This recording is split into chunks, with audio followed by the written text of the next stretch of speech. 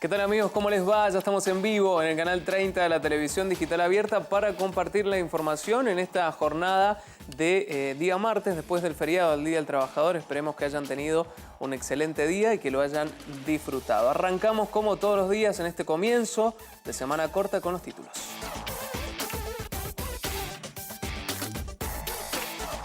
Apertura de sesiones ordinarias. En el discurso habitual de la apertura de estas sesiones, el gobernador manifestó que en las próximas horas remitirá a la legislatura un proyecto de ley para obligar a los presos a trabajar mientras estén cumpliendo condena. Este proyecto fue presentado hoy en el transcurso de la mañana en la legislatura. La iniciativa establece que si un interno condenado no cumple con el empleo, no accederá a la libertad condicional. En su discurso, el mandatario también hizo un balance de gestión y de organización estatal. Dijo que el ítem aula ha sido un éxito. La oposición, por su parte, calificó de demagógicos los planes de Cornejo. Crece el riesgo de faltante de nafta. Se cumplió ayer el tercer día consecutivo de protesta de los ex trabajadores de la empresa OPS y la situación de la refinería de Luján de Cuyo se volvió crítica. De no existir una solución en las próximas horas, el desabastecimiento en las estaciones de servicio será un hecho. El viernes, recordemos que el Ministerio de Trabajo de la Nación dictó una medida que tiene que ver con la conciliación obligatoria y ordenó el levantamiento inmediato de todas las medidas de fuerza. Lejos de dar marcha atrás, los manifestantes continuaron pidiendo el pago de indemnizaciones y el cumplimiento de la pobreza de reubicación del personal despedido. En Ferro, Macri anunció un nuevo sistema de empalme. En el Día del Trabajo, el presidente Mauricio Macri anunció la puesta en marcha del sistema de empalme para sustituir planes sociales por empleo subsidiado. Vamos a crear trabajo para todos los argentinos, prometió Macri, que además sostuvo que desde agosto pasado se crearon 82.000 nuevos puestos de empleo formal. Por su parte, con actos separados, la CGT y la CTA y también organizaciones políticas y sociales de izquierda conmemoraron el lunes el Día del Trabajo con fuertes críticas al gobierno de Mauricio Macri. Bienvenidos nuevamente, ya estamos en vivo en el canal 30 de la televisión digital abierta. Recuerden que también estamos en las redes sociales, en Facebook nos encuentran en señalu.tv y también estamos en Twitter en senalutv. Unidiversidad.com.ar es el portal donde confluyen todos los medios de la Universidad Nacional de Cuyo. Arrancamos con el recorrido periodístico y vamos a hablar del discurso del presidente de los argentinos, Mauricio Macri, ayer en Ferro, ¿no? Se realizó un acto para conmemorar el Día del Trabajo, lo hicieron agrupaciones sindicales justicialistas o peronistas y en el marco de esos festejos estuvo el presidente de nuestro país. Sostuvo que con este programa, el sistema de empalme, todos los que tengan esos planes podrán trabajar sin perder el plan y las empresas pueden incluir lo que perciban del plan en su salario y facilitar que lo puedan contratar. Estamos hablando de la puesta en marcha del sistema de empalme para sustituir los planes sociales por empleo subsidiado. Eso fue lo que anunció ayer el mandatario nacional. También Macri citó a Perón cuando se refirió a que la estrella polar de un país tiene que ser la productividad, frase célebre, ¿no?, del ex presidente peronista. Con actos separados, la CGT y la CTA y también organizaciones políticas y sociales de izquierda conmemoraron el Día del Trabajador con fuertes críticas al gobierno de Mauricio Macri por la marcha de la economía, aunque el presidente se mostró junto a su sindicalista aliado Jerónimo Momo Venegas, como lo estamos viendo allí en la imagen, y advirtió que no va más el país de la patota y de los comportamientos mafiosos, fue lo que dijo Mauricio Macri. Pensamos con Jorge y con todo el equipo en algo que llamamos el empalme. Aquel que recibió un plan trabajar, o ellas hacen, o cualquier otro plan, lo pensó en términos de, por un tiempo hasta que yo consiga un trabajo. Pero pasaron muchos años y todos ellos siguen en la misma situación y sus hijos ven que sus padres y sus abuelos nunca han podido trabajar.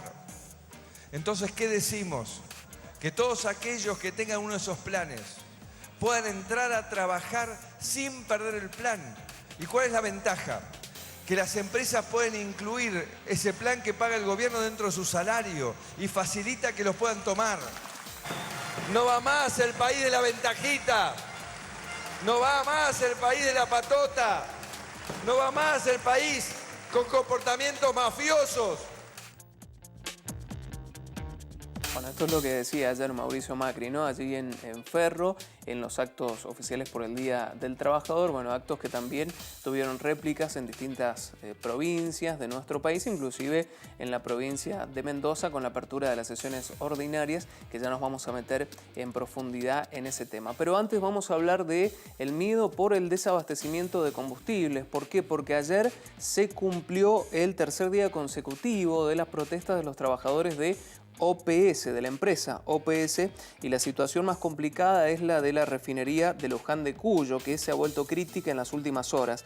De no existir una solución en las próximas horas de este día, el desabastecimiento en las estaciones de servicio va a ser un hecho. ¿Quién dijo esto? Lo aseguraron fuentes allegadas a YPF, quienes informaron que el stock de la destilería no alcanzará para cubrir todas las bocas de expendio si las medidas de fuerza continúan. Cabe recordar que en las primeras horas del viernes, los ex empleados del sector petrolero, presentados por Marcelo Rusi, secretario administrativo del Sindicato de Petróleo y Gas Privado, iniciaron una protesta por la supuesta falta de pago de indemnizaciones por parte de YPF y también el incumplimiento de reubicación por parte de la empresa estatal. El reclamo implicó el corte de rutas en Neuquén y la interrupción de la estación transformadora Puesto Hernández. Como consecuencia, se cortó el suministro directo de gas y petróleo desde Neuquén a las refinerías de Luján, y es allí el problema directo con la provincia de Mendoza, ¿no? Eso provocó una merma del 30%, según lo que han comentado fuentes oficiales, en la refinación de naftas y un 60% en destilados medios. Estamos hablando de gasoil, por ejemplo, de acuerdo a la información. Hoy, en el transcurso de la mañana, se realizó una reunión entre el Ministerio de Trabajo de la Nación. Allí se sentaron a negociar las partes involucradas y en caso de llegar a un acuerdo se daría fin a esta protesta que interrumpe el suministro de gas y crudo a la provincia de Mendoza y también a otras provincias. La reunión se realizó en el transcurso de la mañana, ¿no? en el Ministerio de Trabajo de la Nación, pero no hay novedades respecto a si han llegado a un acuerdo entre las partes para mejorar esta situación y que no corra peligro el abastecimiento de combustible en las estaciones de YPF de todo nuestro país. Algunos de los temas más importantes de esta jornada de día martes, en esta semana corta que tenemos por delante, se los estamos contando en esta primera edición de Universidad Noticias. En el bloque que viene nos vamos a meter en el desarrollo de los puntos más importantes en el discurso de la apertura de las sesiones ordinarias que tuvo ayer el gobernador de la provincia de Mendoza, Alfredo Cornejo. Hacemos un corte, ya venimos.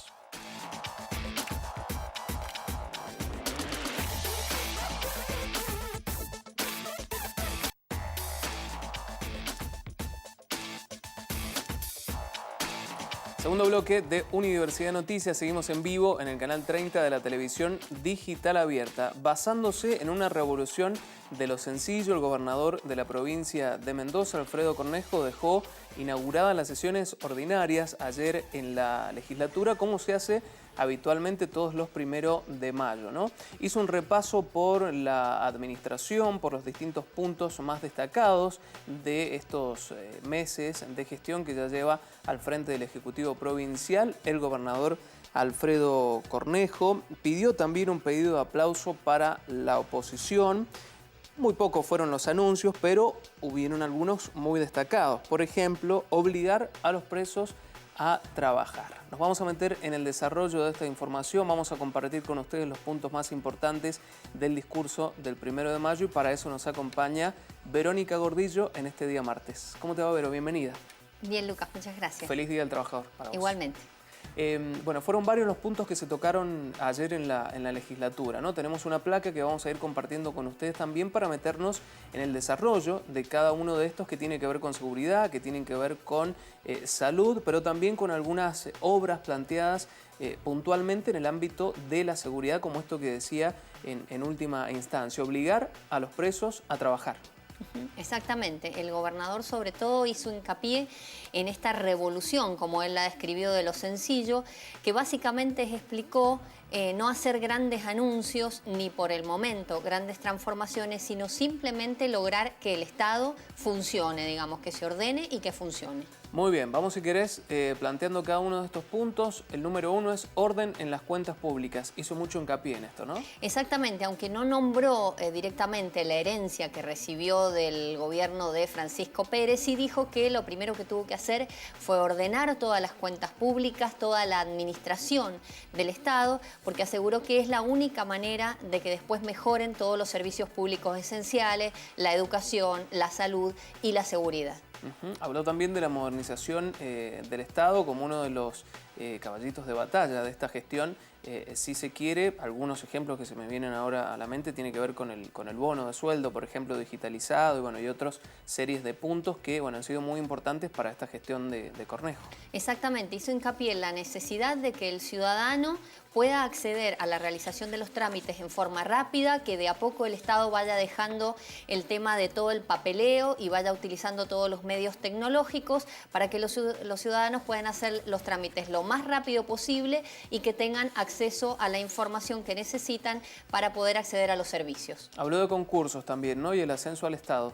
Exactamente, resaltó la creación de este instituto que está de administración, que va a estar a cargo de la capacitación de todos los empleados estatales. Resaltó el tema de los concursos de ingreso y de ascenso para 120 personas que ya se abrió y que fue anunciado la semana pasada. Y también dejó en claro que se dejará de lado todo el tema del clientelismo para hacer el ingreso al Estado, que ahora tendrán que concursar y que capacitarse para ascender. Bien, y acá viene, Vero, un punto a destacar. Polémico, generó conflicto ya durante el año anterior y el actual, que tiene que ver con el ítem aula, ¿no? En materia de educación, lo aplaudió al ítem aula, estaba Jaime Correas, de hecho allí muy contento también por esta situación. Ellos plantean que hay un número importante respecto a la asistencia de los docentes a la educación, a los colegios, a partir de la aplicación del ítem aula.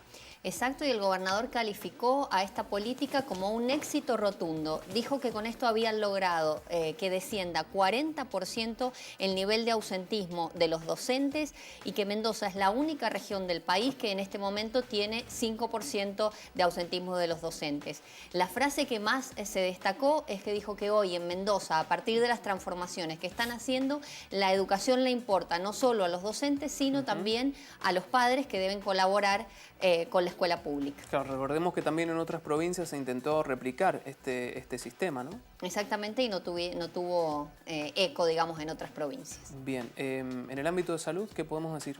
Bueno, en el ámbito de salud, lo primero que destacó volvió a este tema del orden de las cuentas públicas, porque aseguró que el primer gran triunfo que tuvieron fue lograr pagar a los proveedores y que volviera a funcionar esta cadena de pago y así garantizar todo el servicio sanitario en los efectores públicos, tanto en los hospitales de mayor complejidad como en los centros de salud. También en este punto habló de la baja importante de la mortalidad infantil y es importante asegurar que reconoció que esto es una tarea que se viene realizando desde hace muchos años, que no solamente es de su gestión o de los meses que lleva de gestión, sino que esta baja de la mortalidad es un logro de la gestión anterior, de la anterior y de esta, porque es un proceso que lleva mucho tiempo intentar bajar este índice. Claro, estamos hablando de políticas en salud infantil, ¿no? También habló de la DINAF. Exactamente, dio algunos detalles de estas modificaciones que se están llevando a cabo en la Dirección de Niñez y Adolescencia, que es básicamente intentar dejar de lado toda esta estructura de grandes lugares para que estén los chicos que están bajo tutela del Estado y pasen a microhogares o para intentar de que tengan una vida un poco más parecida a la de una familia. Recordemos que hace unas semanas el gobernador inauguró algunas casas que alquilaron en el centro de la ciudad, donde los chicos van a tener una vida mucho más parecida a la vida familiar hasta que ingresen al sistema de adopción o vuelvan con su familia biológica. Hay otro tema, Vero, al que también se refirió y que creo que le importa a todos los mendocinos, que tiene que ver con la posibilidad de tener la casa propia, ¿no? La semana pasada hablábamos con el economista de la Fundación Ideal, bueno, los precios para poder construir una vivienda propia, las posibilidades de créditos. ¿Qué dijo Cornejo en materia de vivienda para estos años en Mendoza? Bueno, dijo que primero volvió otra vez al tema del orden, Lucas, porque aseguró que les costó mucho que se reinicie esta cadena de pagos porque había muchas obras que estaban detenidas justamente porque no se habían desembolsado los fondos para que las obras siguieran en marcha. Ahora dijo que eso ya está en marcha, que se van a poner nuevos planes a trabajar para que las familias que no tienen casa propia puedan acceder a ellas, pagando siempre las cuotas que deban pagar. Y dio un número, dijo que en total, entre las obras que estaban paradas por falta de financiamiento y las que ahora se ha puesto en marcha con nuevas licitaciones, van a ser unas 5.000 casas en total, lo que aseguró es mucho más de lo que se ha hecho en gestiones anteriores. Claro, bueno, en el marco de la problemática habitacional muy importante que tiene la provincia de Mendoza, sobre todo algunos departamentos más que otros, como el departamento de Guaymallén, ¿no? Hemos sido testigos de esto, sobre todo por las inclemencias del tiempo en los últimos días. Sí, él también habló del déficit histórico que tiene Mendoza respecto del tema de la vivienda. Ya nos vamos a meter en los anuncios, Vero, que planteó en el ámbito de la seguridad. Pero antes vamos a ver qué opinaban diputados y senadores en la provincia de Mendoza después del discurso del gobernador. Con mucho entusiasmo, fue un primer año de gestión que, tal como lo describió el gobernador, tenía que ver con un año de ordenamiento, sobre todo no tan solo de las cuentas públicas, sino ordenamiento de todas las áreas del Estado, un ordenamiento de la salud, de la educación, de la seguridad, y bueno, eso es lo que dio cuenta el gobernador en su discurso, todo lo que él denominó la revolución de lo sencillo, es decir, ir poniendo pequeñas metas para que los mendocinos podamos estar todos los años un poco mejor. La verdad que el desorden que había en el Estado era muy importante y bueno, las principales áreas de gestión se vieron reflejadas en su discurso. Ya en el discurso marcó unas pautas importantes de crecimiento, por ejemplo, un monto de inversión de obra pública que ronda los 56.000 millones de pesos. Es un monto de obra pública que la verdad no tiene antecedentes en la provincia y yo creo que eso va a impactar muy positivamente, sobre todo en el empleo. Una provincia que tiene un 4% de retracción económica, en un país donde la retracción económica fue del 2 y pico. Una provincia con el 3,6% de inflación en el mes de marzo, cuando en el resto del país la inflación de marzo fue del 2,2. Una provincia con un nivel salarial que está por debajo del promedio del país y donde crece el desempleo. El gobernador no dio una sola orientación para resolver esos problemas. Los problemas sociales de la provincia que se agravan día a día siguen ausentes en la cabeza del gobernador o de quien le haya escrito el discurso. Es decir, estamos frente a una política de endeudamiento y de ajuste y de consolidación de un aparato represivo que el gobierno llega a niveles ya directamente anticonstitucionales y ridículos con esta propuesta de obligar a los presos a trabajar porque según él son privilegiados. La provincia reestructuró su deuda, se sobreendeudó en este año en más de un 60%, es decir, que estamos pagando los sueldos porque reestructuramos nuestra deuda y nos estamos endeudando. Entonces, por supuesto que estamos de acuerdo con el orden, pero es pan para hoy y hambre para mañana, ¿no? Más de la mitad de la deuda la va a tener que pagar el próximo gobernador. Bueno, por supuesto que mientras que sea ordenar y sembrar para el futuro, nos va a tener acompañando. Lo que creo es que el gobernador no habló de lo principal que nosotros esperábamos y que los mendocinos esperábamos que hablaran, que es de la economía de la provincia de Mendoza, de que los trabajadores no llegan a fin de mes, de que la industria cayó un 6,9%, de que cerraron los comercios.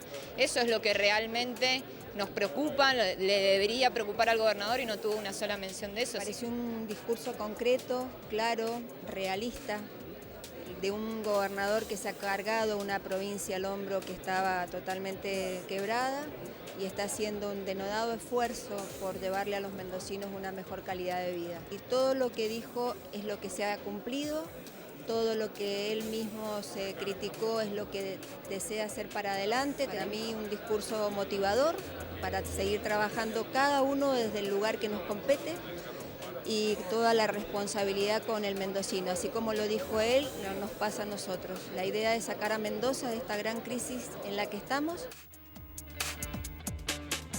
La postura de los legisladores en la provincia de Mendoza a favor y en contra después del discurso del 1 de mayo del gobernador Alfredo Cornejo. El denominador común, sobre todo de la oposición, fue la falta de números en materia de economía. Vero. Es así porque además el gobernador en su discurso no hizo hincapié en estos temas, no dio números sobre el trabajo, sobre el empleo, sobre el crecimiento o no de la provincia de Mendoza en cuanto a sus logros económicos. Solo habló en algún momento de la productividad y del sector vitivinícola, de su mirada a futuro, que fue lo que le ayudó a esta visión estratégica, dijo él, a seguir adelante. Pero sí, esa fue la crítica sustancial que hizo la oposición, justamente porque no dedicó casi ningún pasaje el gobernador al tema económico. Bien, proyecto de ley para obligar a los presos a trabajar. Proyecto que fue presentado hoy en el transcurso de la mañana en la legislatura con el ministro de Seguridad, Gianni Benier, y el mismo gobernador Alfredo Cornejo. Terminar con el estado de inactividad de los presos fue lo que dijo, por lo menos parte del argumento frente a este proyecto del gobernador. Sí, y justamente se tomó los últimos minutos de su discurso para hacer el único anuncio el 1 de mayo que realizó el gobernador.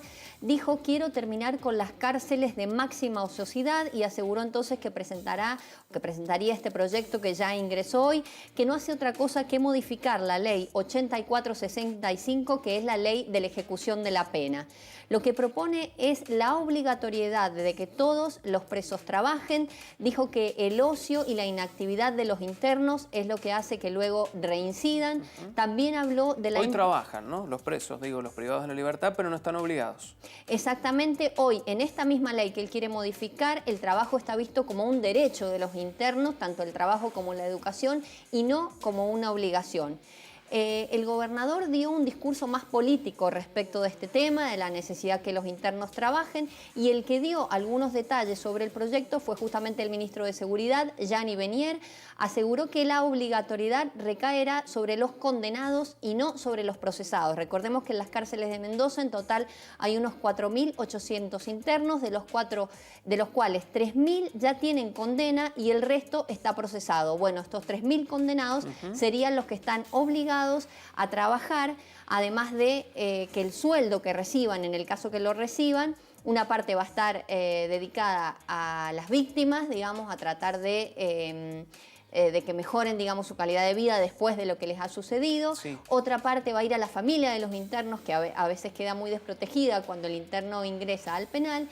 Y un punto muy importante que dijo Benier es que esta obligatoriedad va a estar un poco atada a lo que se conocen como los beneficios que tienen los internos. Es decir, esta obligatoriedad del trabajo va a estar atada a que puedan tener libertad condicional, salidas transitorias. Este va a ser, digamos, de alguna manera el eje de cambio. Y otro de los puntos que detalló Gianni Benier es que tanto van a participar en esta iniciativa las empresas privadas que puedan hacer aportes para que los internos trabajen, como todos los efectores del Estado, es decir, para que los internos puedan arreglar desde mobiliario hasta edificios públicos. Bien, el procurador Fabricio Imparado se refirió a este proyecto del gobernador Alfredo Cornejo. ¿Qué es lo que dijo? Bueno, el procurador de los internos de las penitenciarías de Mendoza, Fabricio Imparado, aseguró que los internos piden hoy, y es un reclamo concreto, trabajar o tener actividades de capacitación. Dijo que es necesario dejar de lado esta idea de que los internos no quieren trabajar, sino que hoy, en la estructura que tenemos, dijo Imparado, no hay infraestructura ni oferta laboral para los internos. Claro, hay que mejorar la estructura, digamos, edilicia y también de los lugares donde desempeñan esos trabajos. Exactamente, porque el procurador aseguró que son muchos los internos que se anotan para hacer este tipo de tareas, pero que efectivamente no hay oferta para que las realicen. Dijo de todas maneras algo que me pareció sustancial, que es que lo importante, más allá de las discusiones de la oposición o los legisladores del radicalismo, es que el gobernador, un 1 de mayo, haya puesto sobre la mesa el tema de la problemática carcelaria. porque dijo que esto siempre es un tema que escondemos como la mugre debajo de la alfombra, Claro. y que es necesario hablar sobre esto, poner las posibilidades de solucionarlo sobre la mesa, y se mostró en total acuerdo con que los internos trabajen. Es más, dijo, la ley provincial y nacional de ejecución de pena ya considera que los internos trabajen y es una opción muy válida para su reinserción. Bien, vamos a ver qué opina Luis Petri, diputado nacional, que también ha investigado mucho sobre esta materia, la materia judicial y carcelaria en nuestro país. Opinó respecto a esto y también el juez Valerio. Veamos lo que decía. Se va a modificar la ley, la que se conoció como Ley Petri, en un aspecto que no estaba regido por esta ley, que tiene que ver con el trabajo. Ya esta ley contemplaba la obligatoriedad del trabajo para aquellas personas condenadas. Es un derecho para aquellas personas que tienen la calidad de procesadas, pero para aquellas personas que son condenadas es obligatorio. Claro, La ley nacional dice lo mismo. Claro, la ley nacional establece lo mismo, y con el producido de ese trabajo tienen que contribuir al sostenimiento de su estadía dentro de las cárceles, a la reparación de las víctimas y a la cuota alimentaria a las familias que se encuentran fuera de las cárceles, y posteriormente hay un fondo para cuando recuperan la libertad, para que tengan los recursos mínimos para eventualmente no reincidir. La verdad no sé, no conozco el proyecto.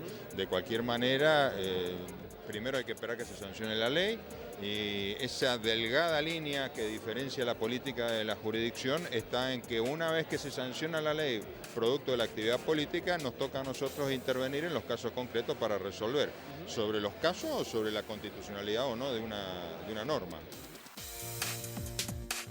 Estamos en comunicación telefónica con Noelia Delgado, compañera de tareas, porque como les decía anteriormente, se presentó esta mañana este proyecto de ley que estamos compartiendo con ustedes. Noelia, bienvenida, ¿cómo estás?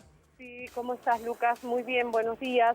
Esta mañana justamente se presentó este proyecto de ley que tiene como característica que los internos de los penales trabajen en forma obligatoria. Tras la presentación que hizo el ministro de Seguridad, Gianni Benier, la Cámara Alta lo llevó al recinto no para su tratamiento, sino para saber a qué comisión debe dirigirse para su análisis. En ese momento que desde quien presidía la comisión, el senador Juan Carlos Jalip, que no la comisión, sino la Cámara Alta, al decir que va a pasar por legislación de asuntos constitucionales, el Frente para la Victoria pidió, tras un cuarto intermedio, la posibilidad que también vaya por otra comisión que tiene que ver con asuntos sociales y trabajo. En ese momento, el senador Jalip dijo que por el momento no, que iba a pasar por legislación, y el Frente para la Victoria, el bloque completo, se levantó y dejó de dar quórum en el recinto, en la Cámara Alta. Por ende, se cae esta iniciativa y vamos a tener que esperar a ver qué decide la Cámara Alta para saber en qué comisión va a ser tratado el martes de la semana que viene. Noelia, muy bien, muchas gracias, muy amable. Hasta luego. Noelia Delgado, compañera de tareas, nos ampliaba la información respecto a este proyecto de ley que se presentó hoy en la mañana en la legislatura. Recién la semana que viene tendríamos novedades. Hablamos de las personas privadas de la libertad, ¿no? Pero nos faltó un punto y son las víctimas. Exactamente, porque el proyecto, según explicó el ministro Benier, pone el acento sobre ellas y les da participación en este tema del proceso de ejecución de la pena, es decir, desde que la persona es condenada hasta que cumple su condena y sale nuevamente en libertad. Dijo que la idea es hacer una audiencia pública entre el juez de ejecución que controla esta pena, en la que también participen las víctimas y puedan opinar. En este punto, el procurador imparado estuvo de acuerdo en darle importancia al papel de las víctimas, pero creyó que la audiencia pública no es la mejor solución. Dijo que esto va a producir para él algún tema de espectacularidad que no es necesario, pero que sí cree que hay que darle importancia a las víctimas y a sus familiares, porque hay que dejar en claro, dijo Imparado, que estas personas cometieron un delito y que deben de alguna manera pagar con el proceso por ello. Verónica, muchas gracias. Gracias a vos, Lucas. Verónica Gordillo compartía con nosotros parte del discurso, los puntos más importantes del gobernador Alfredo Cornejo ayer en el discurso oficial de todos los años del 1 de mayo, centrándonos en un proyecto muy importante y es este que compartíamos anteriormente, ¿no? La posibilidad de que los presos trabajen de manera obligatoria dentro de las cárceles. Recién tendrá labor parlamentaria la semana que viene, como nos adelantaba Noelia Delgado. Hay más información para compartir con ustedes, vamos a hacer un pequeño corte, ya venimos.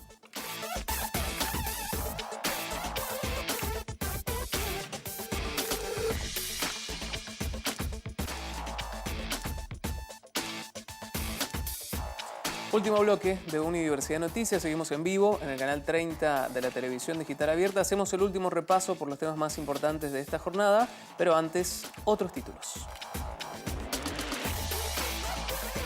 En el ámbito internacional, Estados Unidos dará vía libre al ingreso de limones argentinos. La reapertura de la exportación del cítrico al país del norte representará para la Argentina ingresos de entre 20 y 50 millones de dólares por año. Tras su reunión en la Casa Blanca, Macri anunció que Trump le prometió que va a arreglar las restricciones al ingreso de limones argentinos, mientras que el ministro de Producción, Francisco Cabrera, anticipó que este lunes la Secretaría de Comercio oficializó la medida tal como ocurrió.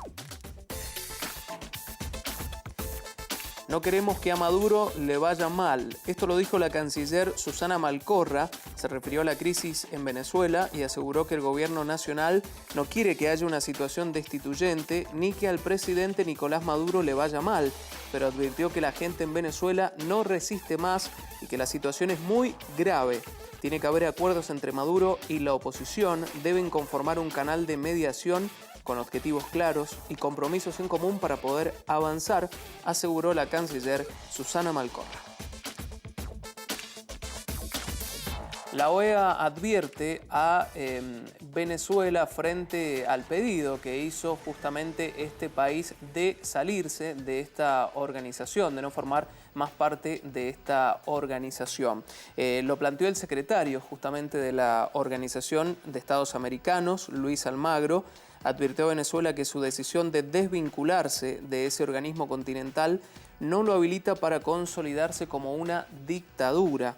Recordemos que Venezuela inició el pasado viernes con la denuncia de la Carta de la OEA, un proceso que no tiene precedentes para retirar al país de ese organismo, algo que sin embargo no será efectivo hasta dentro de 2 años, según lo que informaron las fuentes. El único país que no está dentro de la OEA, recordemos que es Cuba, ¿no? Desde hace muchos años. Después se reincorporó, pero no ejerce ningún tipo de labor parlamentario. Almagro recibió personalmente la solicitud de la mano de la representante de Venezuela en la OEA, Carmen Velázquez, que dijo que la salida del organismo supone un día de victoria, un momento histórico, una nueva independencia para Venezuela y para la región. Por su parte, Almagro afirmó que la salida de la OEA no es la solución, lo es la redemocratización de ese país. La decisión del Consejo Permanente de la OEA de aprobar una reunión de consulta de ministros de Relaciones Exteriores, el gobierno que ejerce el poder hoy en Venezuela decidió iniciar el procedimiento para el retiro de la OEA. Es un caso sin precedente, que un país opte por el abandono del sistema interamericano en lugar de asumir sus responsabilidades y obligaciones conforme al mismo.